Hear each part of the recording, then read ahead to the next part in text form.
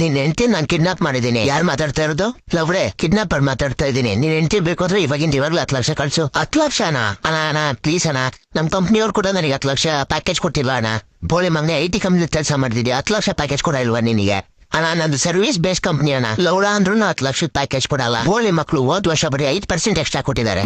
ಏನೋ ಇಷ್ಟೊಂದು ಕಮ್ಮಿನಾ ನಿನ್ಗೆ? ಇದಕ್ಕಿಂತ ನಮ್ದೇ ಪರವಾಗಿಲ್ಲ. ಒಂದ್ ಕಾಲ್ ಹಾಕಿದ್ರೆ ಸಾಕು 15% ಜಾಸ್ತಿ ಕೊಡ್ತಾರೆ. ನೋಡಿ ಅಣ್ಣ, 12 ಅವ್ರ ಕೆಲಸ ಮಾಡ್ತೀನಿ, ಆದ್ರೂ 5% ಹೈಕ್ ಮಾಡಿದಾರೆ ಅಷ್ಟೇ. ನನಗೆ 7 ವರ್ಷ ಕಂಟಿನ್ಯೂಸ್ ಕೆಲಸ ಮಾಡಿದ್ರು 10 ಲಕ್ಷದ ಪ್ಯಾಕೇಜ್ ಕೊಟ್ಟಿಲ್ಲ. ಮಿಂಡ್ರಗುಡ್ದವ್ರು ಹೋಗ್ಲಿ ಬಿಡು. ನನ್ ಜೊತೆ ಕಳ್ತನ ಮಾಡ್ತೀಯಾ? ರೆಫರ್ ಮಾಡ್ಲಾ ನಮ್ ಗ್ಯಾಂಗಿಗೆ?